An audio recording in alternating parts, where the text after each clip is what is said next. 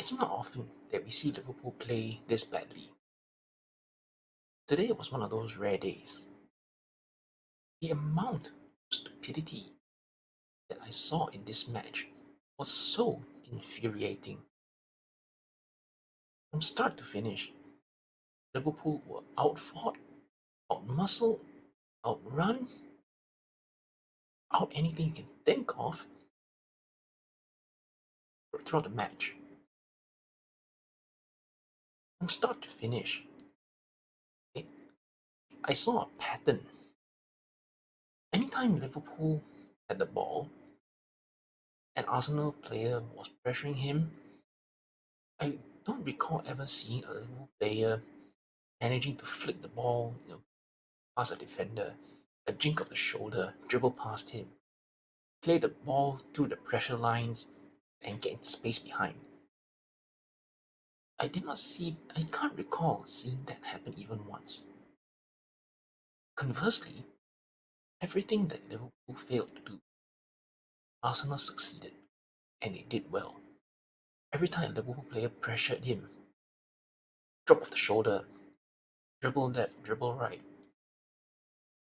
flick the ball around the corner, play through the pressure lines, these kinds of things. When a team is pressing you and you can play the ball through those pressure lines, you get into the space behind them and you can profit.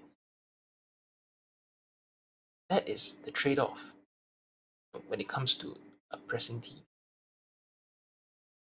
If you get through them, you can get something out of it. And in fact, a lot of the things that happened in this match came from Arsenal being able to get the ball beyond those pressure lines. Konate's red card was an example of that. Now, from the start, Arsenal started fast, they started bright, they were on the front foot, put Liverpool under all sorts of pressure, basically throughout the entire match. And Liverpool just they couldn't string anything together, couldn't string any passes, and as mentioned, they couldn't get past anyone. They kept losing the ball in their own half. They lost the ball in their own box, and just gave Arsenal invitation after invitation to shoot, cause trouble, and Liverpool were just effectively hanging on almost from the very beginning. Now, the first goal that Arsenal scored, I kind of describe it as, I use a phrase, throwing good money after bad. And here's why I say that. Liverpool had about 5 or 6 players pressuring the Arsenal defenders who were passing the ball among themselves. Then, with a couple of combination passes, Arsenal found an out ball onto their left side and got into the left wing. Suddenly, just like that, more than half of Liverpool's players were taken out of the equation, and Arsenal get directly at Liverpool's backline. Then what did Liverpool do? Konate goes out onto the right into press, and he's taken out of the equation once the ball is passed inwards. Then Van Dijk goes to press, leaving behind an entire empty field for Arsenal to run onto. And from the resulting play, Arsenal scored that opening goal. Pressing is one thing, but you have to know when to do it, when not to do it. More than half of the team had gone to press the defenders and were taken out the equation from the resulting passing combination. They've got a free run at you, and somehow you press the ball, get there late, and they pass the ball beyond you, for free shots at goal. These these are seasoned professionals. They should know better. Yet somehow they manage to fall into whatever I call it, a trap or whatever this is, And as I was watching this unfold, watching it happen live, right, it was almost like a slow mo as I was watching this happen. And in that instant, you could see, you could almost sense it, you almost see in your mind's eye, so to speak, the sense of this is not going to end well. And so it proved. Then, right at the end of the first half, a long ball forward, Diaz was trying to challenge for the ball. He, he was tussling with Saliba, I believe it was. And out of nothing, there was there was the miscommunication and indecisiveness among the Arsenal defenders and the goalkeepers, the two centre backs and the goalkeeper. No one took control of the situation. The defender was expecting the goalkeeper to pick up the ball. Goalkeeper was, I don't know what he was expecting. And just like that, out of nowhere, an own goal by Arsenal, and it became 1-1. Now, did Liverpool deserve, quote unquote, deserve to be 1-1? No. But when you have a difficult match like that against a difficult match against a title rival in a difficult circumstances, you have not been playing well.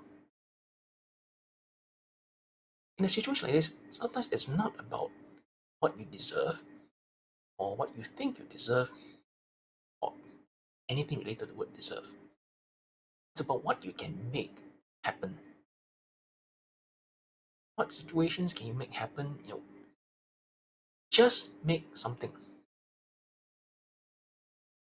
If this match had ended 1-1, it would have been a very lopsided 1-1. It would have been again a very quote unquote undeserved 1-1.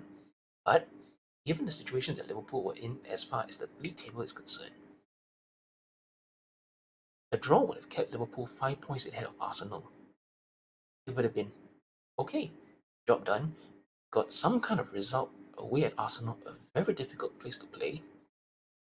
We can have all those other good performances and wins against the other team. But as far as this title rival 6 pointer is concerned, just get a result. Somehow, some way, just get one, regardless of how badly you play. If you play well and get a result, good, perfect, that's ideal. But title winning teams also get results despite not playing well, and especially away at title rivals. That's how it's always been. That's how it's always been. Every title winning team has always managed to do that, getting results despite not playing well. Now, in the second half, Liverpool started better than they did the first, which is not saying much. It's a very low bar. Actually, there is no bar, the bar's on the floor. But that was as good as it got for them. And then midway through that second half, that kind of the comedic the comedic miscommunication that happened with Arsenal at the end of the first half was now replicated with Liverpool. And of course, being a Liverpool fan, watching this, it was more infuriating than comedic. One long ball forward, Martinelli gave chase. Van Dijk was on the cover, and he was trying to shield the ball. He was trying to hold off Martinelli somehow or other. I can only assume that maybe Van Dijk was shielding the ball and expecting Alisson to come and claim it, clear it, whatever. And Alisson charged out, ran out of his box, and jumped over the ball. He's supposed to kick the ball, not jump over it. Jump over it, he did. And the ball just bounced by itself. The ball just bounced by itself, and Dyke's back was turned to the ball. He had no idea where it was. And it just became an open goal cap in for Martinelli, and from there, Arsenal lead 2-1. It, how do you describe it? Shocking, calamitous, stupid. Prefer the word stupid. We expect better from two two very experienced, two top level internationals. How they managed to get into this kind of mess, it just it just boggles the mind. Because you would never expect mistakes like these from the two of them at the same time.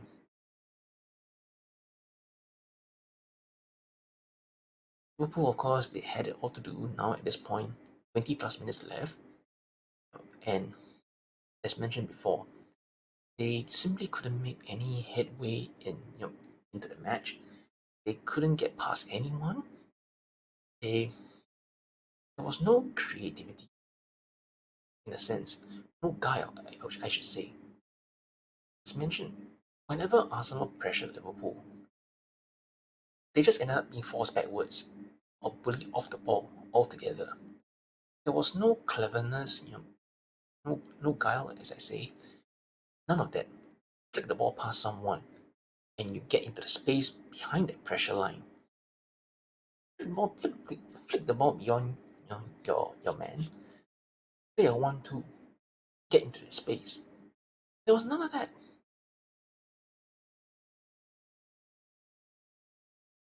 And then finally, actually, even before the third goal, that Konate red card,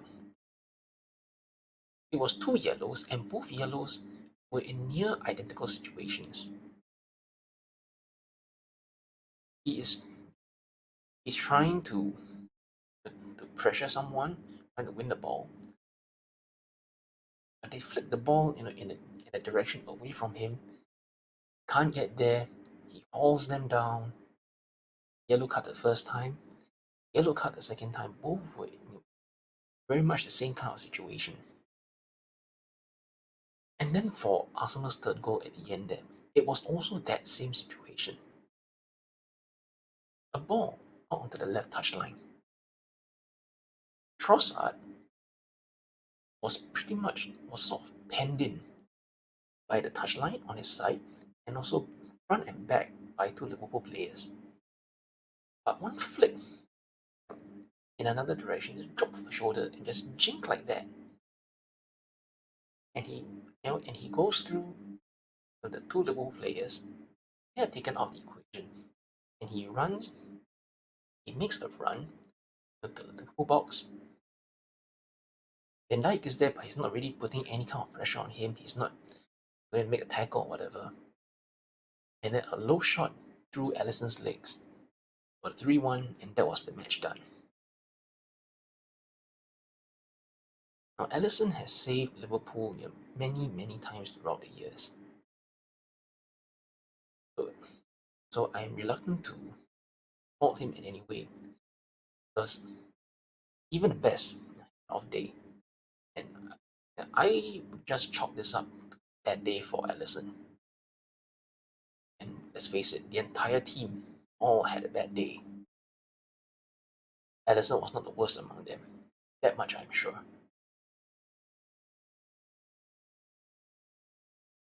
It was, and besides, even without that third goal, the match was already lost at 2-1. Because even at 2-1, it hardly looked as if Liverpool were going to find a way back into it. Not with the way they were playing. Definitely not. Now, as far as the title race is concerned, Liverpool are still top for now. But as it stands, Manchester City have two games in hand, and if they win both, they will be top of the table by 1 point.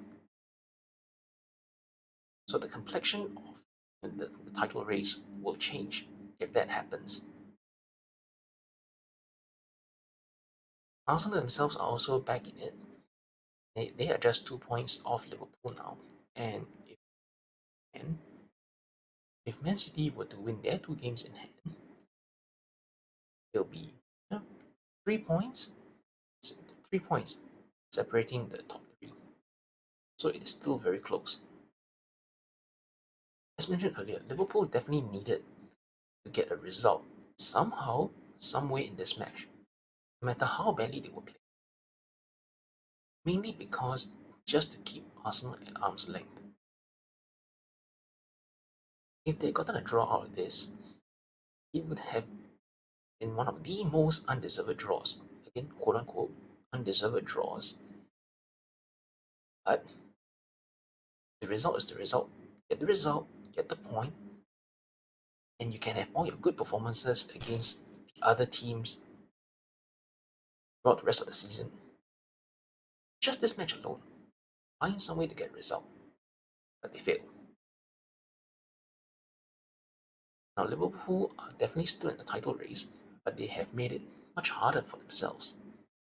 Not least because now the initiative has swung towards Man City in terms of being at the top of the table or potentially top of the table once all the number of games are equaled out. Again, proviso being that Man City win their matches, which is very likely to happen typically.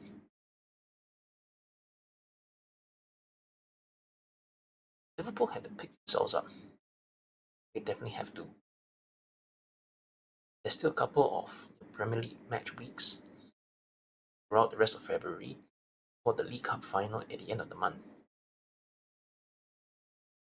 It's unfortunate that Salah is still recovering from his injury, and I believe Szoboszlai has had some kind of unspecified injury as well. So it does not help. But again, injuries or no, it does not excuse pathetic, clownish, infuriating. I struggle for words trying to think of how to describe this. Clownish, infuriating, comical, comically bad. It, it's like a bad joke, really. It, it, if this was their idea of a joke performance, it wasn't funny. It was not a funny joke. It was just bad from start to finish. And the sooner they get over this, the better it'll be for them. And for all the fans as well.